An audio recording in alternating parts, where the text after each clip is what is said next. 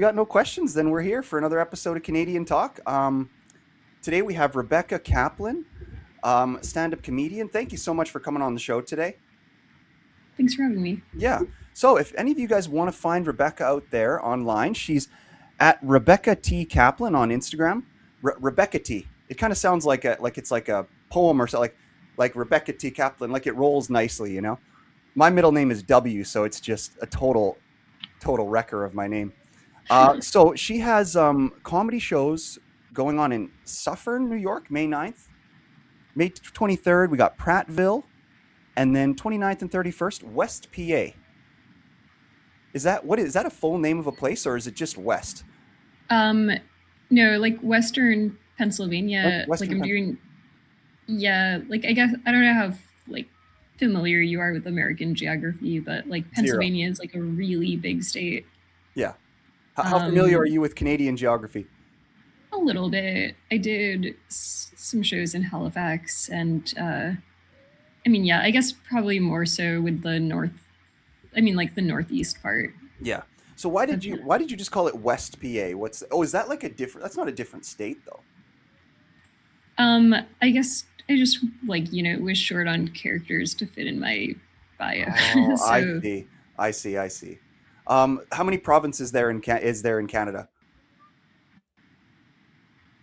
I believe there's 13 Oh provinces. fuck. You got it right. Shit. Um, do you have so you live in New York, right? Yeah. Were you born and raised there or where were you born? Yeah, I'm from New York. Wow. That's Do you want to go? I can name all 13 provinces probably. so you're like are you super book smart, like school smart? Is that your thing or I don't want to call like I feel like no one who calls themselves like really smart is actually really smart. yeah. But no, I think I know the 13 provinces of Yeah. Canada. Yeah, I think we're supposed to Yeah, know that by like Saskatchewan. grade 6. Yeah. By grade Oh, six, you wait until grade six to learn them. fair enough. There's only 13. Yeah, exactly. Are you smarter than a fifth grader, right? Yeah, that's that What show. what I province don't are know if you I could from? name all 50 states. Sorry to interrupt. Most Americans can't name all 50 states. I don't know if I could. Maybe with great difficulty. Yeah. There, I wonder why they made the states so small. Like they could have easily made them bigger, you know, but I guess what do you think it's better if like the partitioned areas are smaller or bigger? Like cuz provinces are huge. Some might say too huge. But like I don't really know. Or who gives a shit? I mean, do you just not care? if you're actually if you're actually curious about the history of American states, I could tell you a little bit. There's Yeah. Why did they make them so small? How did they pick the borders? So when they were colonizing America, basically there were like different places like back in Europe where they would be like, okay, like this religious group is getting exiled for this reason. So we're going to give you, like, instead of killing you all or like forcing you to like stop practicing your religion or whatever, we're going to give you like this piece of America. Yeah. Like Rhode Island, I believe, was colonized by, like, I forget the name of their religious group, but it was colonized by like Anne Hutchinson and like I think Fred Hutchinson, and they had like their like I think they were like pure. I mean, like it was a combination of like you know different countries in Europe like wanting a little piece of America, so they would give people like oh go colonize this portion that we like conquered, or like yeah Yeah. religious minorities Yeah. trying to. Yeah, it makes sense that the borders would be kind of made by religions. It was funny that you said his wife's name first, Anna. It kind of made me wonder, like, how much of a role did women play in colonization? You know, like, Yeah, I maybe think they were it. the ones that were. I mean, were they just like serving him bad food, or like, Yeah, I think it depends. I feel like Quakers were more like equal in the genders. yeah? Oh, fair enough. Fair enough. Uh, yeah, way ahead of their time. Hey. Sorry, my kitty. She wants to leave my podcast room here, or she's going to scratch on the door. So I just got to let her out. Sorry about this. This has Yeah, no never worries. happened. This is extremely unprofessional. No worries. 1 second. I'm a master editor. You ever do any editing yourself? Like, because your stuff, by the way, just to get into you a little bit more, like you have a very large amount of content. Like you have like 600 posts on Instagram. There, a lot of them, unless they're repeated posting, but a lot of them are comedy. Like I was very impressed by how much you had on there. How long have you been doing comedy? A while, and I have a background in video editing, so I do edit my own stuff. And yeah, I don't typically like repeat jokes that I post. I probably should do more of it, but Yeah, some people do that, and it's like I kind of makes me mad, but I also get it. You know, it's like just remind people like, hey, this was 2 years ago. Repost the same joke, and it's like it'll still get traction. yeah, Yeah, you get quite a few views as well. You have like 10,000 followers on Instagram. Do you have a YouTube? I do have a YouTube. Yeah, Yeah. What is it? it's at Rebecca T Kaplan. Okay. Uh, Oh, you got your name again. That's good. yeah, I think I tried to get my name on like everything. Um, but yeah, I mean, I'm like trying on. I think I need to like post more like long form content there. But yeah, I'm at like about 1900 subscribers. Nice, nice. So, have you monetized it then, or because I know you need 500 subscribers, like 1,000 viewing hours, and then that third requirement is bullshit. It's like post a couple of shorts or something in the last 90 days. That's pretty sweet then. So, are you monetized, or did you ever get that 1,000 viewing hours, or is that why you're trying to get more long form content? Is to get those viewing hours? Yeah, it's actually 4,000 viewing hours, and Oh, they upped it. Fuck. um, I thought last time I looked at it, I thought it was 1,000. maybe it's 1,000 to get to like the very first Oh, tier. the very Uh, first tier. Oh, yeah. There's probably different tiers. Sorry, I'm not at your level yet. I don't know this stuff. Sorry. it actually like it was a little bit like frustrating because I was like the first tier, or like it was, they were like, oh, you need like 3,000 hours of watch time and then you can be in the YouTube partner program. So I was like really trying to like hustle to get that, and I did get it. And then they were like, okay, you can now like let people hype your video, but if you want there to be like ads on your content, you need 4,000 hours of watch time. And I was like, oh man. They just keep moving the crumb a little further away. Hey, oh, keep making videos for free for us, please. Now you need this. Not like because they make up the numbers, so it's just like, oh, that's Yeah. annoying to hear. Now I'm angry. um yeah, it's, but fingers crossed one he Yeah, stays, YouTube. Never I'll mind. get I love you. I love you, YouTube. Rebecca especially loves you, YouTube. See what their AI thinks of that. um but yeah, which province are you from? I'm from Saskatchewan. Okay. Yeah. uh do you know Michael Harrison? Yes. Yes. Sorry to press you. I don't think you gave it. Not that it matters, but how many? What is the number? Like, how many years have you been doing like stand up, or do you consider yourself more of like a skit artist? Because I've seen all your skits too. Not all of them, but I like them a lot. What do you consider yourself? I think like I think like sketch and stand up go together. Like under like the comedian umbrella. Like back in like the day, people would call themselves like comedians when they did like radio sketches or something. Yeah. Yeah. True. I think that that's fine to do. Yeah. And nowadays, I mean, I like to call myself a comedian, right? But I mostly do podcasts. So, I mean, am I allowed to? You got to answer this question because so you give me the. Am I allowed to? I think so. Okay, good. Um, I mean, I'm not a purist. Yeah, I think also if you say comedian, that can be a very general word. If you say like stand up comedian, that might be less general. yeah, because I'm sitting down, so I'm a sit down comedian. Yeah. You're a comedy artist. Yeah, yeah, sure, fair enough. Um, But yeah, probably about eight years consistently. yeah, 8 years. Okay, we are literally at basically the same then. I've been doing this podcast for 8 9 years. Wow. Yeah. So yeah, I can tell you more about Saskatchewan, but I have a ton of questions for you if it's okay. Can we talk more about you? Because that is mostly what we do on this show. Like, so I know sometimes it feels a little intrusive. Like when I started doing it, felt like I was like intruding on people, just asking them questions. But do you mind if we ask you some more Yeah, questions? yeah, of course. Yeah. So yeah, like I said, you have lots of content. What when you first started, what inspired you to become a comedian? It's like a mix of things, but I think like one of the like most is like I always liked writing stuff, and um I got like a few things published, and then I like also was trying like open mics, and I realized you just get like so much more like sustained and gratifying attention from like doing stand up than from like publishing like print media.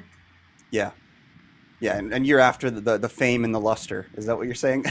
I don't need fame, but I do like it. I mean, who doesn't like attention? I hate attention. I mean, I don't like. I'm not like as into like the limelight as some people, but like I think like I don't know. I just like to me it just kind of like sucks like putting stuff together and then like not like seeing people like like enjoy your content, like, and I think that like even like behind the scenes roles in like film and like video can like satisfy that type of thing, Yeah, like it doesn't have to be like me specifically like acting out the things, but I do think that like people pay more attention in general to like video content than they do to like uh I mean, audio. like think about like if you have a friend who like sends you like, hey, I just wrote this novel and I got it published. You like will probably like eventually read your friend's novel, but like it's gonna take you like a lot longer to get to it and through it than like if your friend was like, I Yeah, like wrote this like 90-minute yeah. movie that I like completely agree with you. Or yeah, or you send your friend like, "Hey, here's a clip of me performing what I wrote." No, I totally exactly. agree. So, you must have went to university. Yeah. What did you take in university? Like, I know you said your background in video editing, but what did you actually take in school? Um, I majored in journalism and creative writing, so I did like a lot of like literature classes, a lot of like writing classes. Okay, fair enough. Journalism. So, do you like journalists online, or I guess you probably are more fans of comedians? Do you like that one guy, Andrew Callahan? Because he's kind of like a blend of both. That Channel Five guy, Andrew Callahan. Do you like him? I don't know him. Oh, fair enough. He's like a tall, skinny white guy. He's very funny. He does some crazy interviews. He first started his career, but with what was it called? He went around in an RV. It was called like "Burn Until the Wheels Come Off" or something like that. But he's very famous now. I think he has 5 million subscribers on YouTube, and he did Okay. these on the street interviews where he would go right to like BLM protests and like with a mic and just like ask them crazy stuff and all kinds of protests and stuff like that. Is I'm a pretty big fan of him. He just interviewed Clavicular too. Do you know who Clavicular is? I do now. I Sadly, didn't we know maybe who like last week. Clavicular is, but not Andrew Callahan. Yeah. Oh, Yeah, I feel like everybody's talking about clavicular. yeah. The whole looks maxing thing. What do you think about that? Have you started hitting yourself in the cheek with a hammer, trying to get it a little more angular, or what? Or is that just for Um, guys? I don't know his routine. yeah, I mean that seems like crazy. Like I guess I like, you know, I don't Yeah, know. I'm pretty anti plastic surgery in general, unless it's like reconstructive or something. But yeah, I mean, I feel like if you want to attract a better partner, like working on yourself in like your personality and in like maybe like exercising to get your body to like the peak of like what you can like reasonably expect your body to function as, or like maybe like doing interesting things, like those all seem reasonable, but like yeah. to like punching yourself in the face is like, I mean, like that's crazy. I mean I think anybody who like could be attracted like long term to somebody who like hits themselves in the face to like try to like Yeah, sculpt their bones is like that's weird. not someone you want to date anyway. No, I wouldn't say so. You know what's interesting though is I think that people mostly prescribe to that, where they're like, okay, I got to get somewhere so I can get somebody. What's weird is once people get into a relationship, a lot of times they stop doing stuff. You know what I mean? Mm, yeah, Yeah. So, I hear so what's it like to grow up in New York City? Like, did you you. grow up in New York State, or whereabouts did you kind of like grow up? Yeah, I grew up. Yeah, I'm from New York City. I grew up in Brooklyn. Wow. Um, you know, I think it's like kind of not too different from growing up anywhere else, except like the one thing is,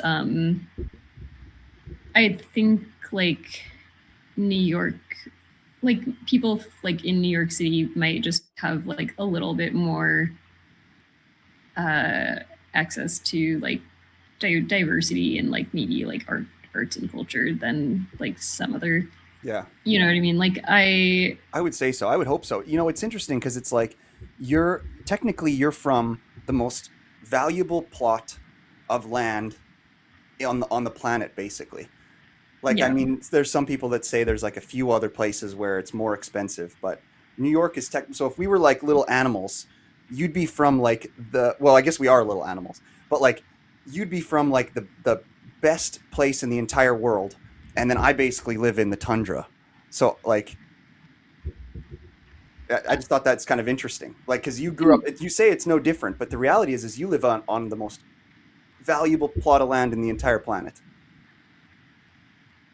I hear you. I think that like they're valuable in different ways. Like you I'm sure like in Saskatchewan you grew up like around like so much more nature and like wilderness than you know I could even imagine. And I think Yeah. that like there's value to that too. Yeah. Have you ever gone camping? Not really. Okay. Uh I've been in nature. I just haven't like I haven't like slept out Yeah. in the It's have you done scary. that? Oh yeah, it can be scary. Like it's not as scary if you go to like a registered, provincial park or something like that and camp there. It's much less scary then, but yeah, I camp a lot. And what's cool about Saskatchewan, it's like you said, like you can basically just drive 2 hours north of where I live, and there com- technology doesn't work. Like nothing works. The place that I go to this little river called Torch River, and I start these big campfires in the forest. Like nobody's there. I basically just like down a tree and then just like set it on fire, and that's my campfire. Um, and I know that seems irresponsible, but usually the trees are. I take the dead trees mostly, and I have these big campfires, and I go into the river, and there's river clams in there, and I collect the river clams and put them on the fire and just eat fresh clams right out of the river. Wow. But like at night, well, the whole day really, like I won't hear a car go by the spot that I stay for the whole 5 days that I'm there. Not a single car will go by. Like if Wow. something happened to me, I would be dead. Oh my god. Yeah, and I go there by myself, and it's sometimes I bring somebody, but it's like mostly it's just by yourself. And when you're like in the forest by yourself in the middle of the night, it's kind of scary because you just think like every noise that you think that you hear rather, it's like, is that going to kill me? Oh Because my god. if it wanted to, it could come and check me out. You know? Have you ever had an urge to do camping like that? Yeah, for sure. I mean, I read Cheryl Strayed's Wild, and it definitely made camping like that sound appealing. I guess I'm just like not. I mean, you know, it's sort of hard because like there's so many like different paths that you can take in life, and you know I'm curious about like if I took the time to like invest in like figuring out like hiking gear and like all of that. i I guess like you know I can't carry 50 pounds on my back, so like in order for me to like begin to be physically fit enough to like go camping completely by myself in the middle of nowhere. I like, I'd have to like do so much to make that happen that it Maybe, but you might be thinking that because like where you're from, because there's so many people that you have to hike into the woods to get that seclusion. I guess you would. For me, where I go, I just drive the truck right to where the campsite is, and really. I don't walk at all. Okay, yeah. In I think they're in the US there's probably no place like that. Exactly right. So yeah, that's interesting. Um, what was I going to ask you? Yes, these novels that you said you wrote some things. I imagine they're fiction novels. Like what have you written? You said you were published. Yeah, just short stories, but uh yeah, I have some published fiction. If you go to my website, I have like a creative writing page where you can like see some of it. But Okay, that's yeah, I where I have some can like find it. yeah, if you go to RebeccaTKaplan.com and then go to like the creative writing page, I have a couple of short stories and then some like just humor pieces. Fair enough. Do you have a favorite one that you've written? Like, what's the first one when I go there that I should that when somebody goes there that they would check out? What's your favorite short story that you've written? Because I love short stories. Um, Okay. there was this one that traumatized me though. Some short stories are traumatizing, hey, because they're so like Yeah. sharp. That's what I like about them. But there was this one called "In One Ear and Out the Other" that I read this one time, and it was about mental illness. It was about schizophrenia, and it was only 2 pages long. And holy fuck, it rocked my socks. Just like some of the imagery uh, of it, you should read that one if you can. It's like there's this one part, 3/4 of the way through, where the characters like talking about they're looking in the mirror and they're talking about like what they see, and Mhm. oh my god, it traumatized me. Wow. Yeah. You know, speaking of like traumatizing, I read one collection of Alice Munro short stories and I was like, wow, these are like so beautiful and vivid and haunting. And then I read like another collection after learning the way that she acted in real life and I was like, oh, this is now haunting in like a totally different way. Yeah, totally. I don't know if So you followed that scandal. no, I didn't. Tell me about it. So, like Alice Munro wrote a lot of short stories about basically like women and girls being like abused in like like her stuff is like mostly set in like rural Canada in like the 1950s 60s. um and then it turned out that her own daughter was being abused by like the man that she married, like like she was Mm. letting her new husband abuse her daughter and like the daughter was trying to tell her and she like just kind of ignored it and it's like wow, like it's crazy like thinking that she could like write so poignantly about this experience but then like turn a blind eye to her daughter. But maybe it's also just the thing of like cycles of trauma like repeating themselves. Like I mean she there's probably a decent chance that she was abused by like a man in her life when she was Oh at yeah. that age and I don't know. Yeah. Anyway, No, I totally agree. And just to add to that, like I can hear your cat digging around in the litter box a little bit. yeah.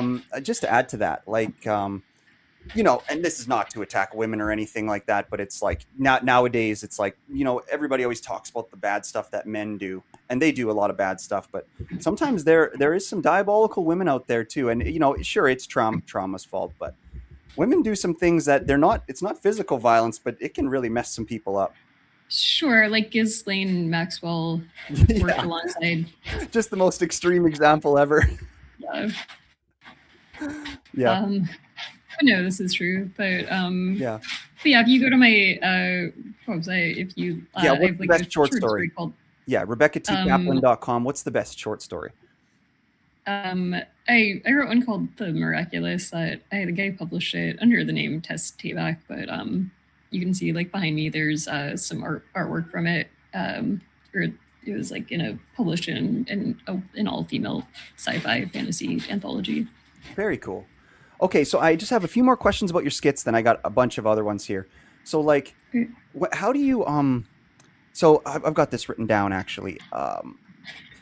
Like with your skits or with your writing. So how do you come up with your skits? Like, what's your creative process for coming up with the skit versus what's like your writing process for actually sitting down? Okay, there's the premise. I came up with it with whatever creative process, and now I'm going to write it. Do you have two different processes for like your creativity? versus your writing, or what are those processes like for you? Yeah, I mean, I think it really depends on like the idea and whether I'm like doing it in collaboration with someone else. Yeah, Um, like the autistic sex robot one. I feel like that was a team effort. uh, that one, like I was in Boca Raton, and I Sorry, was where with, did you say Boca Raton? yeah, it's a city in Florida, Okay, gotcha. and Vacation. and yeah, I was like doing a like a little like tour for stand up, and I met like these like three guys who have a sketch group called Butterworld, and I was with two of them, and I had like a couple of hours before I needed to leave for my flight back home, and I was like, do you guys want to film like some sketches? Or like, sorry, they said that they were going to film sketches, and I was like, could I please film sketches with you? Nice, nice. I didn't just accost them out of nowhere. I was like, could I join your plan of making sketches? Yeah, no, nobody would assume that because you have a body of work yourself. Like, I mean, but yeah, that's funny. But yeah, we just like filmed like a bunch of stuff, and like one of like I think like the first one I was like, okay, I've got my suitcase with me, what can we do with this suitcase? And we did like a thing about like, you know, just a dumb little thing about like making inaccurate movie references. And then like the autistic sex robot, I was just kind of like, what if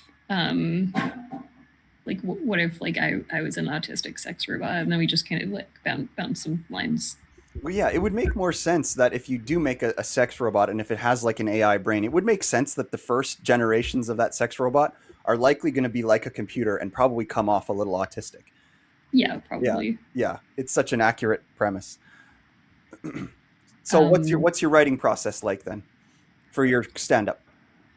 um I'll usually just, I mean, I keep like a notebook with me all the time, so if I like think of something that might be like interesting or like whatever, I'll just like jot it down, and then I'll usually like maybe try to refine it and like write stuff like out a little bit more on paper, and then like refine it at like live shows and open mics and stuff. Hmm. Okay. Yeah, the performing is a big part of the writing, hey, with stand up. Yeah. Yeah. So I a few of the impressive things I've seen from you online is I saw that you were on now he's a pretty big guy in the whole um what is their world called again? Like the Legion of Skanks or whatever. I saw you on Zach Amico's podcast. Yeah. That was pretty impressive because he's pretty famous. What was that podcast like? It's fun. I Yeah, definitely. If anyone listening hasn't heard an episode, he has two like the Morning Zoo and Sakamiko's Midnight Spook Show, and they're both fun. I think on Spook Show he like watches bad Ralph movie. Sutton and Aaron Berg join Zach Amico and sorry. discuss Gas Digital's Sorry. 10th anniversary. Hold on. Using Crazy some AI as we Sorry talk. about that. Small Sorry about chit No that. worries. Yeah, I can hear the Um, audio from it, but it's all right. Yeah. That's just my computer accidentally doing. In full disclosure, I am actually like editing an episode of that podcast right now. Oh, got you. Uh, or not editing, but I'm uploading it for. Multitasking. That's impressive. I'm drinking beer, so I'm multitasking too. Ralph Nice. Sutton and Oops, Aaron sorry, Berg sorry, join sorry. Zach Amico and discuss gas. Sorry. So But do you like substances at all? Is that a part of your process at all, or are you just like super sober? I'm pretty into coffee. Okay. Yeah. What's how do you like to make it? Do you do it like the old school way with that French press, or do you just have like a espresso maker or I have a pourer that I use. a what? Like a pour over like coffee filter thing. Oh, It's like a little like single serving cone. I see. Okay, fair enough. Um, so a few more things I have on my list. I guess some interesting things that I came up with while I was watching your videos and stuff like that. You're a vegan, right? Yeah. And what's that like? Um, it it's whatever. I've been like vegetarian since I was like 7, so I'm pretty used to it. Yeah. I mean, I guess like the um, it occasionally makes like traveling to like middle America a little bit harder, or like eating on the road, but otherwise it's like pretty chill. Yeah. I feel like I couldn't survive without meat. Like sometimes when I talk to vegetarians and all that, I'm just because like pretty much all I eat is meat, and it's like I feel like I don't have any energy unless I eat meat. Like, what's your favorite food for eating to like get your energy or whatever? I don't know anything about like nutrition, but what's like the thing that that vegans need to like supplement or to keep your energy up? The only thing that you really need to supplement like 100% for sure is vitamin B12.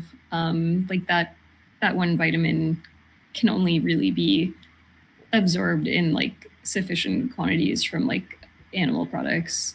But other than that, you can get everything you need from like a vegan diet. Fair enough. So, what's your version of the story like? Because everybody I feel like is vegetarian for a different reason. Like, they love animals. They maybe they hate industrial farming and the things they do to, you know, cultivate the animals and stuff like that. What's your version of why you became vegan? Um, I got like like when I was a child, I just got into it because I like when once I learned the connection that um, that meat is made of like animals that were killed for that purpose. I didn't want to uh, do that anymore. But Have you ever killed anything? no, I've killed a mosquito once or twice by accident, and I spiraled for like a day or two about Oh, that. if you saw the amount of mosquitoes at my camping spot, you would turn into Hitler for mosquitoes. Oh my god. You don't use like mosquito netting or anything. I rub because mosquito spray. It's like too.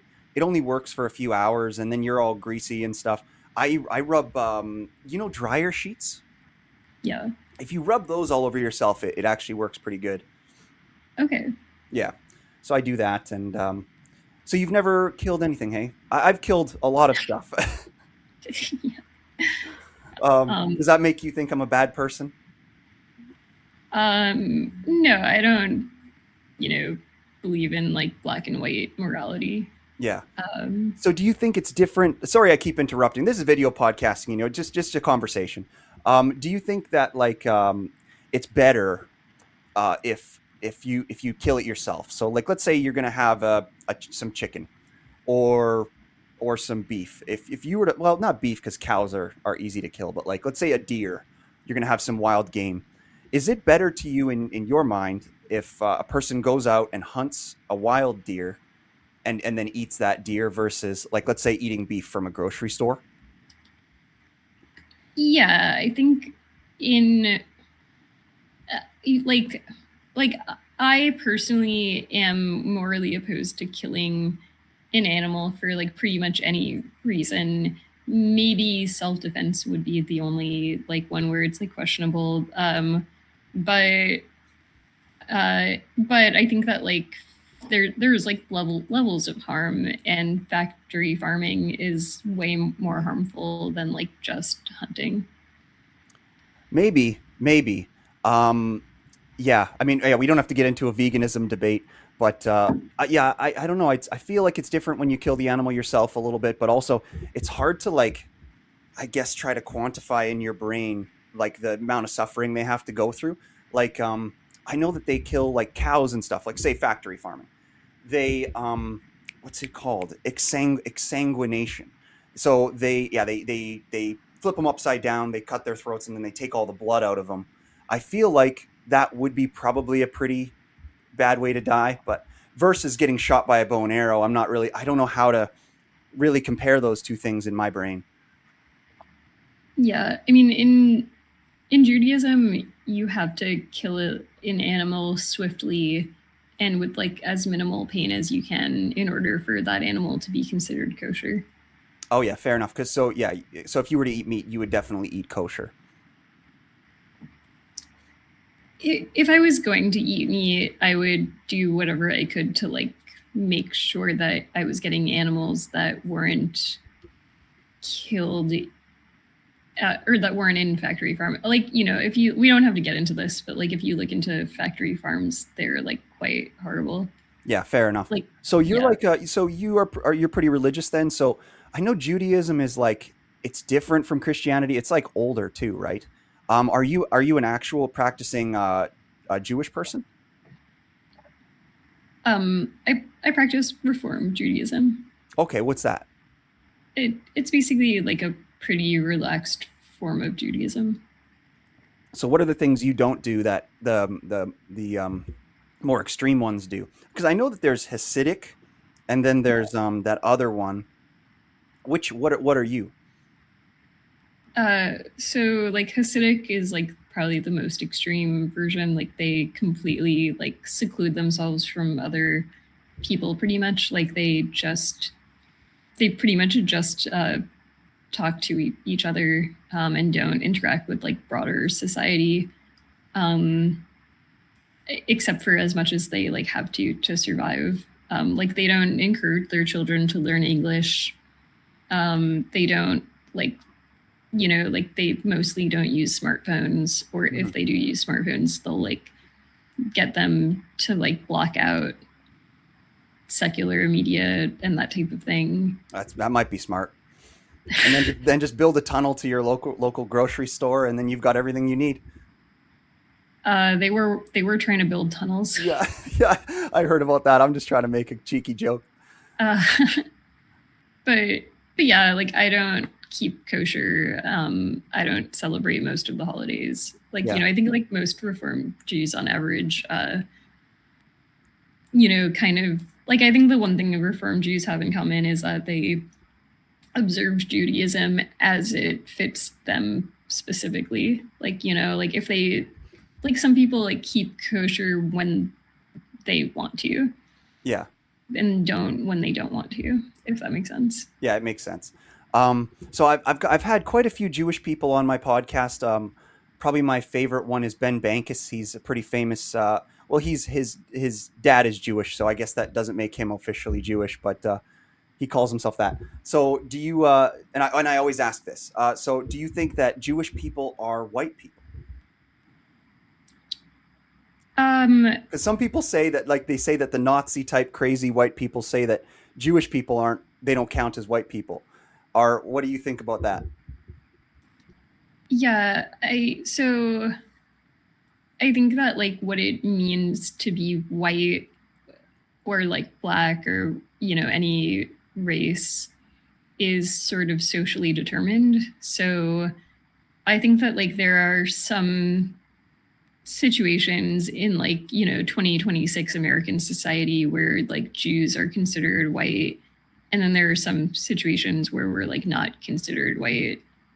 and, Yeah, and you know, I think I don't know where that started because it's like it should be simple. Like to me, you're a white person, but like you know, but like I I think guess it people should just be a skin color thing. Sorry, go ahead. well, I think people forget too that we're not that far away from like Italian and Polish people not being considered white. Oh, is that right? Tell me about that. Like, you know, I think as recently as like the 1950s, being Polish was like its own race, you know. Oh yeah, Like, you know, I think there's some like theory that like the category of whiteness was sort of like expanded to include Eastern European white people, including Jewish people, uh, to kind of, it's almost like they needed to get people like us to consider ourselves white to help suppress black people who were starting to like riot and rebel, you know. I see. Yeah, maybe. Um, Yeah, definitely Italians and Polish people are I'm just speaking generally. It does seem like they're the most like exclusionary, you could say. Definitely Polish people nowadays. I don't know what people would say about Italians, but Poland is definitely going hard in the paint with like their I don't know if you've heard much about this, but like they don't do immigration of like brown skinned people or darker people. They control their immigration, so they just let in like white people and wow. that kind of stuff. It's pretty hardcore. Um, that is crazy. Yeah. But Okay. Well, anyway, let's do a hard change of topic. Because I don't know if we've gotten really a good answer for this one, and I kind of want a clear answer before I go on to these dumb questions here. sure. Like starting comedy, when you started, uh, was it just one of those things where you're like, oh, I like it, and then I went to a comedy club, and then oh, there was this open mic, and then I started, or was there something that inspired you? Was there a person that inspired you, like another comedian? Um, I don't know. I mean, I grew up like listening to a lot of like stand-up comedy and consuming a lot of like stand-up content. So, Mostly female stand-ups, or who did you listen to? um, like my dad played a lot of like Emo Phillips, Todd Barry, uh, maybe like the Monty Python comedy albums. Um, I mean, this isn't stand up, but I watched for sure like a lot of SCTV. Yeah, yeah. I feel like comedic movies and stuff really make a lot of people like comedy. It's kind of a similar thing. Yeah. Um, but but yeah,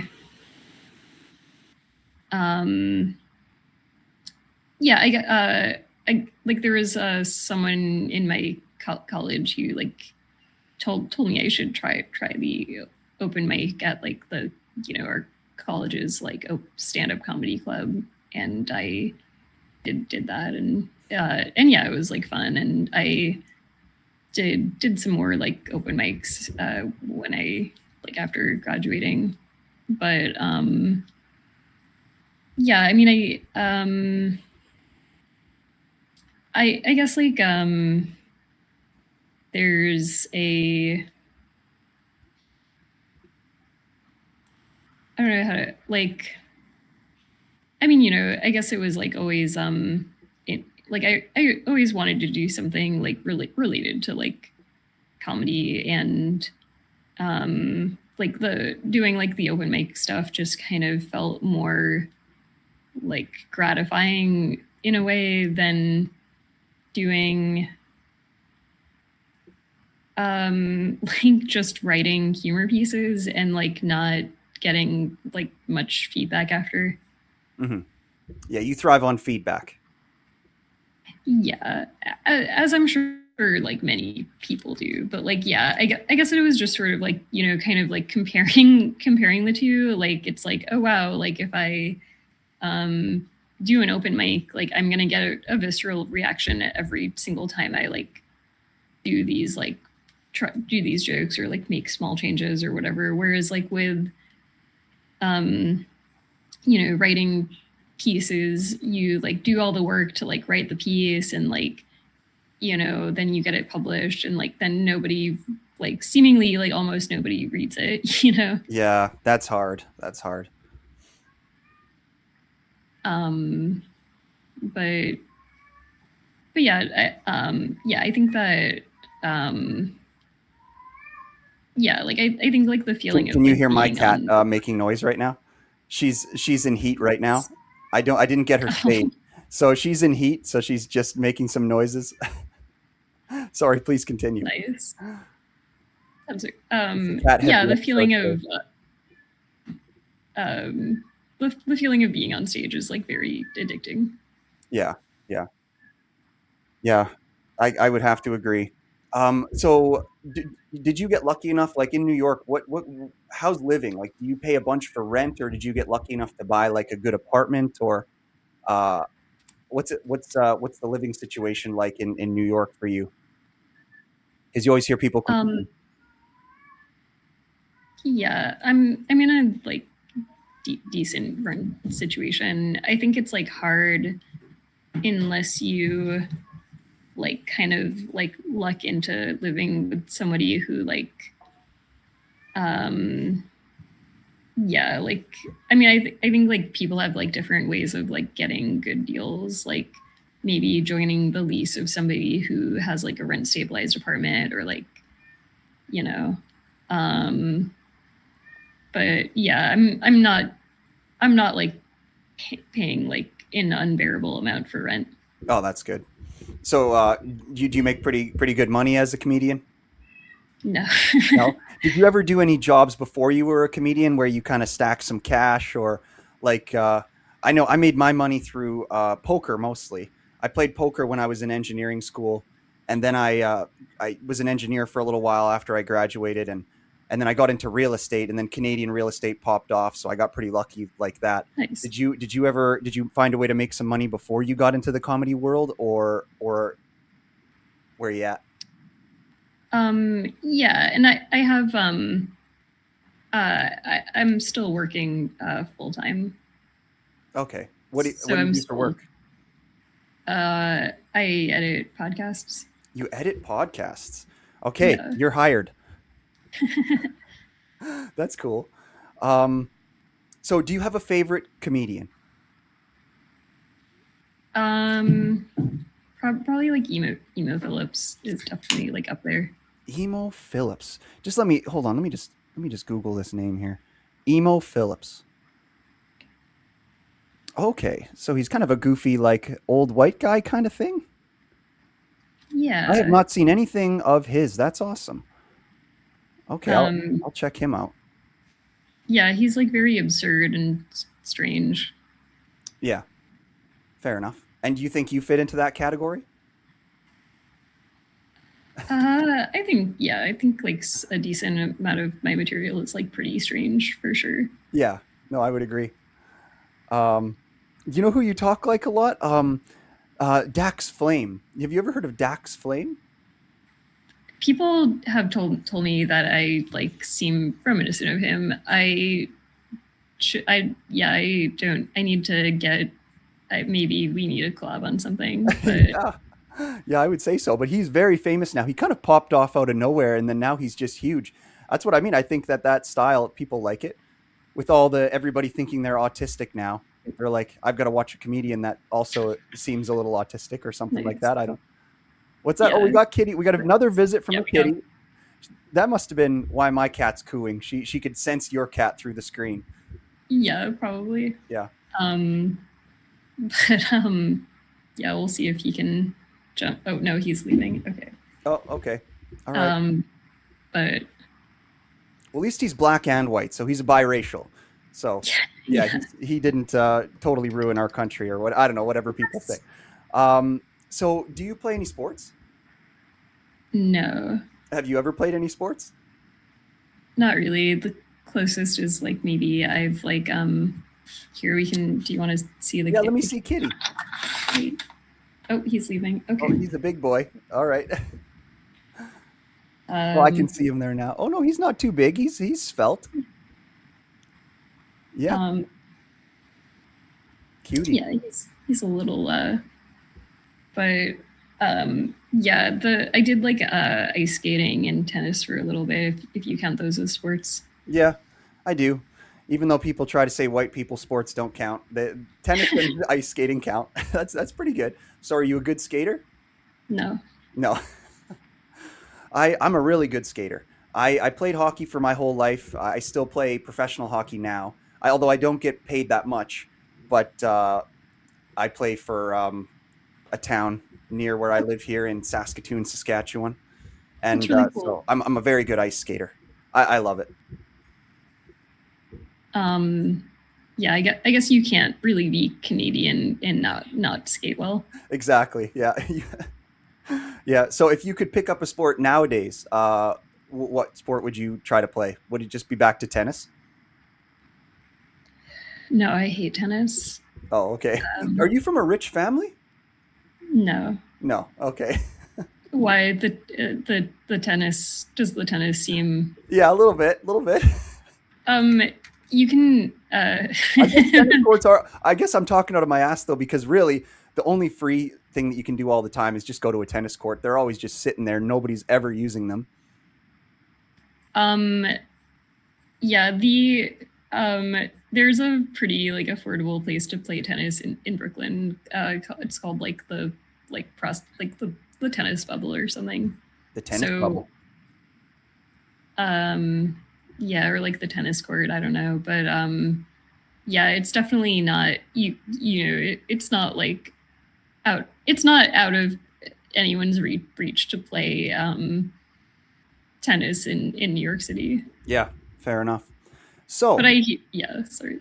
No, nothing. I was just gonna say. So, we did about an hour. Thank you so much for your time today. Like, before I let you go, what kind of things do you have coming up? Clearly, you're editing some good podcast episodes for Yeah. Zach Amico right now, or whatever. But what stuff do you have coming up that you might want to tell people about, and that kind of thing?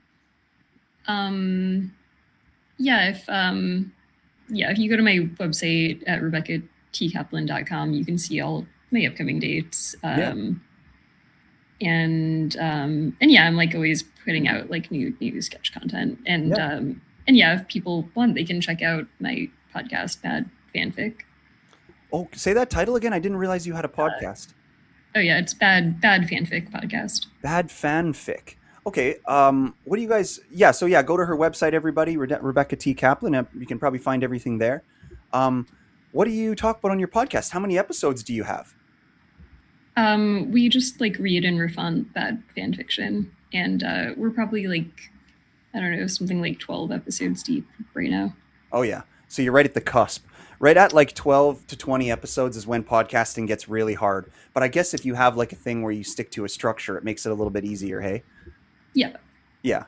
So you must travel a lot then. You're going to Miami, you're going to all these places. Do you like traveling? Yeah, I like traveling. How do you get around? I imagine you just taking planes and stuff, right? Yeah, I'm doing planes, and I'll if there's not good public transportation, I'll usually like rent a car when I get there. Oh yeah. You know what I've been watching? I've been watching this guy. He makes these videos where he basically sits in an underpass under a road, and he just sits there for 8 hours and does nothing. So he's basically practicing doing nothing. Sometimes I feel like the most I ever get to do that is like on a plane, because like that's what a plane is. It's pretty deep meditation. Yeah. Yeah. Which can be good for you. Yeah, planes can be like meditative. Well, yeah, especially when you got to listen to the crying baby, or there's some guy spilling over into your seat and you're just like this, and it's like, okay, I guess I'll just meditate now, or I'm going to go insane, Yeah. Yeah. Yeah. Traveling can be pretty hard. Yeah, I'm trying to be more like zen about it and stuff though. But where's your favorite place in the United States, or is New York City your favorite place? Yeah, New York is great, and I guess Vermont also.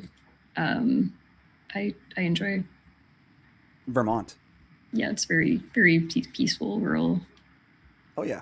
So you're craving some rurality out of the New York City upbringing. Is that where you're at?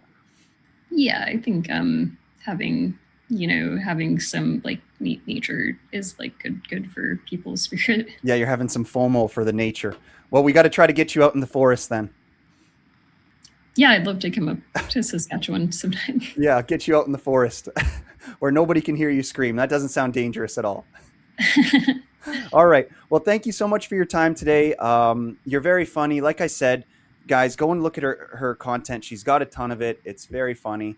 And yeah, I think you're a great comedian. Thanks so much for making some time for me today for my show. And yeah. Thanks so much for having me. All right. That's Canadian Talk.